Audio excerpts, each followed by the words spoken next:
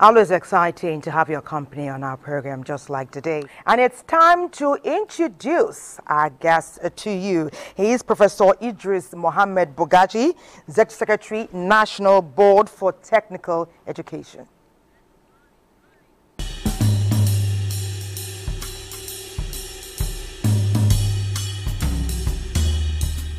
Thank you too.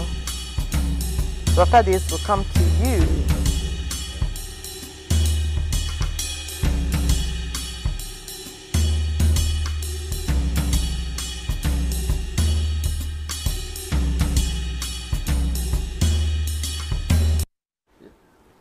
Interesting, a very interesting profile. So it goes without saying that he's going to bring expert knowledge to this discourse today. Yeah. We welcome you to Weekend Deal. Thank you very much, moderator. Excellent profile, we see there. But let me take it from the last bit we saw. Yeah.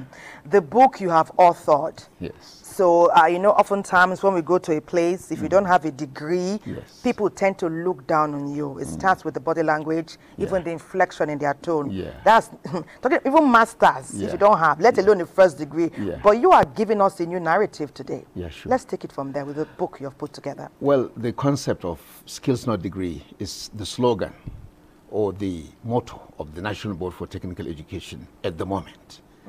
You see, when you have a degree without skills, in today's world, you'll go nowhere. Nobody will be ready to employ you. But somebody who has skills, even if there is no degree, he can survive. He can get employment elsewhere. He can even employ himself, just like the examples you have showcased. So for that reason, we are trying to change the psyche of the Nigerian youth to understand the value of skills. Today, globally, economies are driven by skills. Nigerian youth must therefore be upskilled, given the relevant skills needed locally and even beyond the borders of Nigeria, so that they can take on those opportunities. And they should not bother about really, they don't need to go through the university system. Because if you look at the products of secondary schools, only 1/4 get admission into tertiary education. And out of this 1/4, more than two-thirds go to universities. The remaining 1/3 go to polytechnics and colleges of education. And we have graduated so many degree holders in the country to the extent that today they are roaming around the streets without any job. Some are taxi drivers, some are doing manual jobs. While Nigeria needs skilled hands, look at the Dangote refinery. He imported thousands of Indians, skilled Indians, without degrees, without diplomas, most of them. He brought thousands of them to deliver that refinery. Welders, pipe fitters, etc. Where Nigerians should have been Nigerians should have been the ones, to deliver that. That is what we call the local content. The same thing with other infrastructure projects, the AKK gas pipeline. 5,000 skilled workers were needed. When we counted it the other time before the project took off, we always counted a few hundreds, which means the gap, we have to bring in, imported skilled labor. Go to Warri, go to Port Harcourt, in the oil and gas industry. The underwater welding and other skilled works are being done by Indonesians and Filipinos, not Nigerian youth. So we need to change the psyche of the Nigerian youth and even the parents. Let us refocus our training on skills. Let our youth be upskilled. The world today is being driven by skills. Nigerian youth are taking risks, crossing the Sahara, crossing the Mediterranean, ending up in Lampedusa as refugees. If you give them skills, they will be welcomed in Europe with red carpet. They need not Japa, they need to be here. The Japa will even happen with red carpet if they want Japa, because today we have a global village. So there is need for us to change the entire orientation of the youth, the entire orientation of the educational system. Okay. Let us refocus ourselves on skills. That's where I was coming to now. Our background feature today, we saw an entrepreneur talking about it's not enough that we teach our young people about skills. Yeah. We must be intentional about enabling them to interpret, to change that skill, or to be able to barter that skill to get money in return. We must be able to turn that skill to a business. Yeah. Where are we with that? And then again, people have talents already. Ought you to build your skill on talent that are already innate? Exactly. Well, in Nigeria, we have so many talents across, but they are poorly harnessed. Look at the electric vehicle. With this high rise in fuel, Nigerian youth have developed capacity to build electric vehicles in Nigeria. I know one person in Maiduguri who has built tens of buses that are driven by electricity, you know, with built-in storage batteries. This is a talent. Go to Panteka, go to Araria Market, see the kind of shoes they are producing. The quality of shoes is just like those made in Italy. Go to Computer Village in Ikeja, see the kind of, you know, wonders they are doing with computers, creating, you know, units that are not even available elsewhere. Go to Apo Mechanic Village or the Mechanic Village in Ibadan that you showcased. You know, wonderful things are happening there. These are untapped, you know, informal sector of the skill economy in Nigeria. And this is what NBTE is trying now to bring on stream. We're trying to roll out quality assurance programs for the, you know, for the informal sector. We're trying to engage them so that we can give them certification. If you say you are a motor mechanic, we will now assess you, assess your capacity, and give you the correct level of your skill. We have the Nigerian Skills Qualification Framework, which gives us level 1 to 9. So we shall know exactly what level you are. And if you are on level 3, somebody on level 5 would earn more than you. Because if I come to bring my car for repairs, I may even ask for an auto mechanic who is at level 5 or 6. I will not allow somebody on level 1 or 2 to touch my car because I'm very, you know, I'm very careful about that car. So we are trying to formalize this the informal sector. This narrative is not new, especially about the mechanics. Yeah. When I spoke with one of your directors like a year and a half ago, yes. I think about 2 years, yes. he spoke of this. Yeah. And this issue with vehicle mechanics is troubling Nigerians. It is. Because it does seem as though oftentimes they set about a business they know little about, yes. but they must collect money. And when you use it for 3 days, it goes bad again. You come again, they take another money. Say it's not A, it's Z. You pay again, this time double. Yes. And the story goes on and on. Yes. So 2 years is a bit long, lengthy for us to say we're trying. No, but that part is critical. Yeah, we are asking our polytechnics. Kaduna Polytechnic has now engaged Panteka. In fact, they are going to celebrate next week the graduation of the skilled hands in Panteka, the first set. Okay. Yabatek College of Technology. We have asked them to engage Arariam and Computer Village in Ikeja. Now they are standardizing the training there, the informal training going on. They are also introducing quality assurance. They are also arranging to give them certificates for their skills. So our polytechnic in Oko, our polytechnic in Nekede, they are also engaging those, you know, other skill, you know, centers across the southeast. So across the 6 geopolitical zones, our polytechnics are engaging the informal sector. This is something new that's happening in the country. Before, the polytechnics were just, you know, doing academic work, basically. Now we are asking our polytechnics to move this agenda of skills, not degrees, forward by engaging the informal sector, by giving them certification. And the interesting thing is the informal sector in Nigeria drives 75% of the economy. The formal economy is only 25%. If you go to other sub-Saharan African countries, informal sector are between 80 to 85%.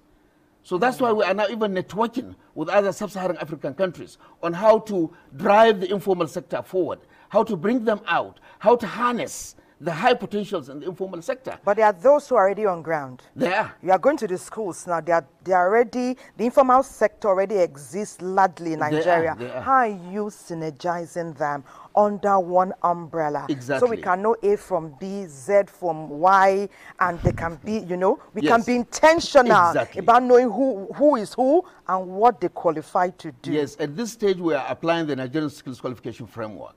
We are allowing them to come up, collaborate with polytechnics, get training, get recognition of their learning. We're not even giving them training initially. We give them what we call RPL, recognition of prior learning, whereby a mechanic, a master craftsman will be assessed. And we give him a certificate for the level of his skills. And then after a while, he can now engage for training to a higher level. All those below him will also be assessed. Will this involve them paying, having out-of-pocket expenses? Not so much. We are trying to minimize the cost. We are trying to ask all the awarding bodies to give certificates at the cost of just 5,000 naira, not more than that. And the polytechnics will now take responsibility for the assessment. And once that is done, it will allow the informal sector to be upgraded. And in the next 5 years, we can start advising government that anybody who is a roadside mechanic who doesn't have certification, please do not allow him to operate so that he does not damage the vehicles of people. What is the response of this informal sector? What are they saying? They are very happy with it. At least number one, they are being recognized. Number two, they are also going to get certificate for their skills. With that certificate, they can move across the borders of Nigeria. Like if you go to Germany, they are looking for auto mechanics, or across Europe, auto mechanics. What do you call this? Panel beaters.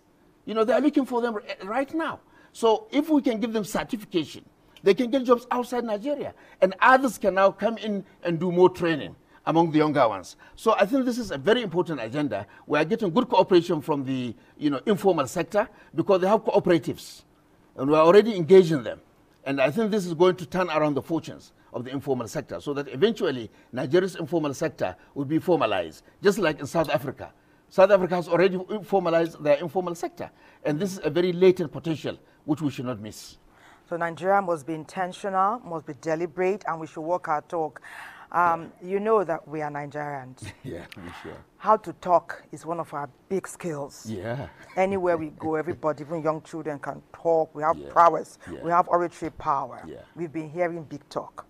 How well positioned are you to showcase to all Nigerians and indeed the world that this time is more than just talk? Well, it's more than talk because NBTE is a regulatory body. So we have set up about 18 sector skill councils driven by the industry. If you take automobile, we have the NADCC, where Jelani Ali used to be, as a key member of that sector skill council. We have brought on board the informal sector on the sector skill councils. If you take building construction, that's another area where Nigerians are lacking skills. Go to construction sites in Abuja, you find so many of the tilers, finishers, POPs are from Benin and Togo. Benin and Togo, which is very unfortunate. But today, the Sector Skill Council, we have set it up on construction, led by COBON, the construction industry regulatory body.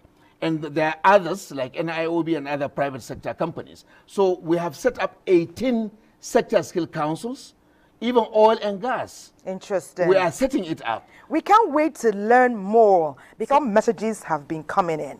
And someone is asking us from Benin now. It says his name is Olume. He says, talking about skill acquisition, it's very interesting. But I'm already over 50 and I've been working for more than 30 years. Is it still time for me to learn a new skill so I can make money from it? Sure. Prof. There is no age limit in skills acquisition. Whatever your age, as long as you are mentally stable, you can still go for skills acquisition. For young graduates in the polytechnics now, we are insisting they will not graduate with HND until they have a certification on a particular skill. So that when they graduate, the HND can give them a job. And if there's no white-collar job, they can go and do a blue-collar job with their skills. So, and even if you are old, you can still go and acquire skills. So I would recommend, let him look at his interest and let him decide which industry he can fit into. And then he can now go for training. The training is maximum 6 months. And you can get a certification for that. With that, you can come and set up on your own, or you can go and work for other companies. So this is the way to go. And I think I will encourage all Nigerians, even before retirement, please try to acquire at least one skill. Either a carpenter, a plumber, an electrician, auto mechanic, panel beater, whatever it is. Really? And then try to make use of it when you retire. Do not retire and just sit around and lament life. Move on with life with your skills. Nowadays, it's not only those who are even retired who are lamenting about life, even those who are still working are saying that the take home is not taking them to the gates. It's true. You know, so even while you are working, you ought to learn something. Exactly. But what many worry about is that, first of all, people hardly have extra. Yeah. They worry about what they need to pay to get that training. Yes. They worry about how to set up. Now I've got the training. Yes. Where do I start? Well, I don't have the requisite funds to even set up. I agree with you, but that's why government has established Bank of Industry and other, you know, the microfinance banks in communities. That's their function, to give you soft loans with low interest rate, single digit, so that you can be able to set up. And they are within the community, they can monitor you. And you can now, even they can give you additional funding to expand. Once somebody has the good intention of setting up, Nigeria is such a vast market. We have a lot of potentials, and we can find, you know, a lot of jobs to do for ourselves. So I would strongly recommend young people, old people, to please acquire a skill. And at your free time, try to utilize it. Tailoring is another, fashion design, repairs of GSM. These are skills you can acquire without much money. In the NBTE, all our polytechnics engaged in the informal sector, we have said they should try to minimize the cost. And I'm happy TED Fund is assisting those 71 polytechnics to set up skills development centers. They are meant for people who are not even students of the polytechnic, who can come in and acquire skills. Really? And, yes, and get a certificate and Really? become useful to their life. Really? So that's the way to go. Economic reality states that you must be well positioned. Everyone who is engaged in one thing or the other is already situated to make profit from it. But how you strategize and move from point A to point B is determined by you. And that's why Prof here has been sharing ideas, great idea. In fact, I call it the 4 Ps. Let your passion translate into the type of skill you will learn. So says Prof. Yeah. Then it says, when you've not learned that skill, don't be impatient. Come on, Peter. Don't be impatient. Peter must wear a toga of patience, right, Prof? Yeah, sure. And when you now wear a toga of patience, the fabric you used to make your suits are toned with perseverance. Sure. After you do that, perfect your art. Make sure it's competitive. You can't just sit down, I've been trained, it's my passion. Okay, so what? How do you compare with what Ayo is doing? Exactly. How do you compare with what Peter is doing? You must stand heads and shoulders above the rest. Continue to upskill, upgrade, increase learning. Prof, take it from here. That's the way to go. But is this something that we often say is easier said than done? Well, it's not so easy, I know. But as you mentioned, once you have the passion, the sky is your limit. And I believe Nigerian youth have a lot of very resilient and a lot of potentials. And by the time you give them skills, the ICT skills he mentioned, many Nigerian youth are now booming, moving across the world, giving services, earning a lot all over the world. Some of them without degrees or without diplomas. But through ICT, they have acquired the relevant certifications and skills. And their portfolios have grown so rich that big companies of the world are now inviting them. Their names have become familiar annotations, international companies. That's amazing. So we really need to encourage young people really to go into skills training, wherever they are, whatever their qualifications, HND, degrees, whatever. Let them please go into skills training. Let me take a few messages because they have been coming in. Someone says, in Nigeria, we have been known to pursue certificates rather than skills.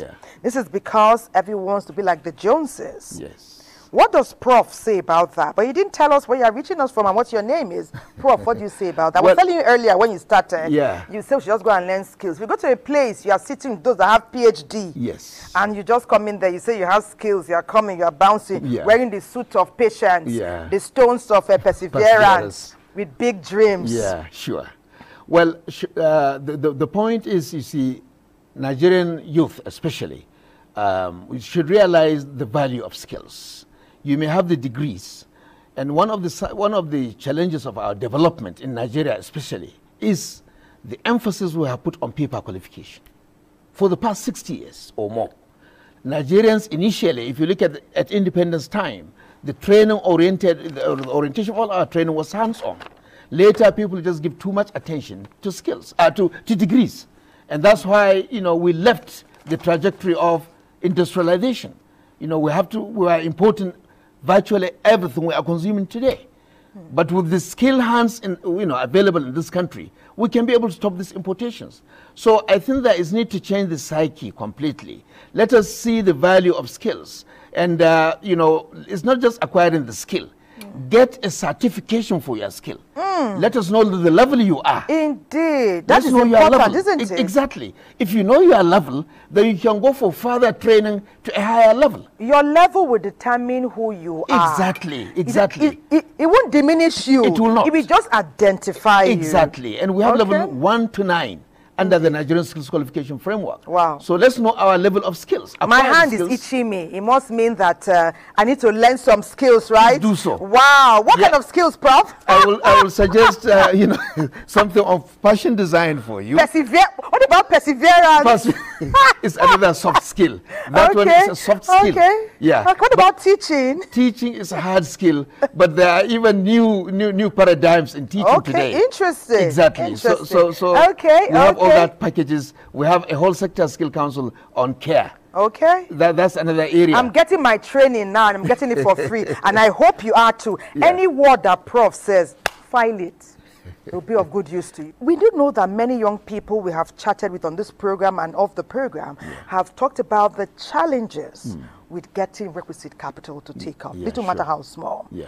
Oftentimes we say somebody is catering for the large scale and medium scale. The small scale. Yeah. Who is making them the most important aspect? Well, I think government has made provision for Bank of Industry. But the Bank of Industry is largely handling medium to large scale industries.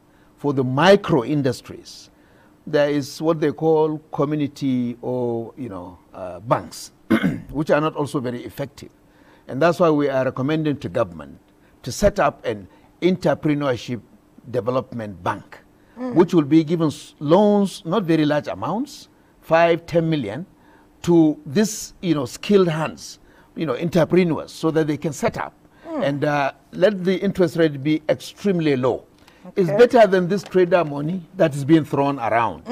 If you bring it to the entrepreneurship bank, it will be recycled, because that entrepreneur would be able to repay it back, and another entrepreneur will also be created. So this way, I've seen it work very well in Malaysia in 1990s, very long time ago, and it has created new entrepreneurs. China is doing the same thing, and that's why you see small industries all over China. Anybody with skills gets that kind of loan, sponsored by government. Like Kasim Baba, we just saw in Kaduna, for example. Exactly. Were he to get 10 million, you can imagine what he would do. He can transform his business. He will employ more hands. He will produce higher quality shoes, because he can bring additional machinery. Indeed. That can produce better quality, modern equipment. But you also mentioned something. You talked about a group of people coming together, for example. Yeah, cooperatives. Yourself and your colleagues with like minds, with similar passion, either from the family or from your friends, set up a cooperative, joint venture. Try to organize, bring all your resources together, create the capital, and all of you should be dedicated to the project. With that, you can be able to... while Kasim is doing the shoes, what else can the other members of the team be doing? Marketing can be another one. Giving it a wider circulation, reaching out on quality control could be another, so that they can be able to improve with time. And, this kind of activities, they can even start thinking of exporting. The value of the naira is going down now. If you export it and you get dollars, the returns will be very high. So these are options that we can look at. Beside the banks, beside the government interventions, we can even join hands together and form joint venture or cooperatives, and we can be able to move our skills forward through entrepreneurship, and we can become, employees, of ourselves, and even create employment for others. This is the way to go. But there's something that we must look out for in these days, when you are picking partners for your joint venture, do some due diligence, so go and check up backgrounds, because nowadays You don't know. It's not written on the face who you can trust. You know, people take your money and they just walk away. Yes, indeed. Classmates, dedicated friends, family members. Yes, people that you know. Okay, interesting. We'll just take one more question before we wrap up our conversation. Okay, they're talking about the resources. You've talked about that. Chooks from Onitsha is saying, fantastic chat, Prof. God bless you. You've opened my eyes to amazing potentials that I have. Let me take this from Oshogbo. Najim says, I'm a fashion designer. The same thing we just talked about, but I have no capital to establish myself. We've talked about certificates now. Someone is saying, please tell Prof that I hope all these things he's saying is not just talk. Some of us have heard things like this before. You hope it's not going to end right here in the Weekend Do studio. Prof, as we round off, so let's encapsulate all we have talked about and give the viewer a fantastic finish and a reminder as we go about their day today. Well, surely the National Board for Technical Education is now having this as its flagship, skills not degrees. We're emphasizing on skills of polytechnic graduates. We are also ensuring that they will not graduate with HND unless they have a skills qualification, so that when they graduate, they can have options. They can set up on their own, and they can, employ other people. But generally, I must also emphasize, you see, government must also support these young entrepreneurs. Let government invest like other countries of the world. I went to Rwanda. I found in their shops, most of the shirts were made locally. Most of the shirts being sold in Rwanda, made from our African fabric. They have stopped importing shirts so that they can grow the fashion design industry. If we go to Bangladesh, Bangladesh is also one of the major exporters of, what do you call it? Clothes and other, materials. So for that reason, Nigerian government has to identify those key industries, support young people to set up, ensure that there is some control in the importation so that we can be able to sustain those industries, allow them to expand so that Nigerians can be employed. We cannot leave our doors open. The World Trade Organization should not just, mislead us into opening our doors for importation of everything. We must protect our local talents, our local industries. We must find a way to get young people empowered and energize them, and given the necessary, financial backing, so that they can set up and they can employ others. I think this is the way to go. Fantastic. Thank you so much. We've been talking with the author of Skills Not Degrees, the new white-collar job. He's not saying discountenance the degree, but he's saying you must upskill. Professor Idris Mohammed Bugaje, Executive Secretary of the National Board for Technical Education. He has a very imposing CV. I can't say it all, but we thank you for being with us on Weekend Deal today as we have tackled surviving on your talent and skills. The future, they say, belongs to those who are able to harness creatively their talents and their skills. But Prof. Bugaje lends a new advice. He says you must upgrade, you must upskill. Don't expect to make money immediately. He talks about passion, perseverance, determination. He says you must be patient and peer review before you begin to talk about profit, So know what you are going to do, know your position, know what you need to learn, and learn more every day. Use social media to tell the world what you know. Get certified with your skill. And let's do it again tomorrow on Weekend Do, where we talk again about surviving on your talent and skill. From everyone here and the entire production crew, we say, God bless Nigeria. We can do it.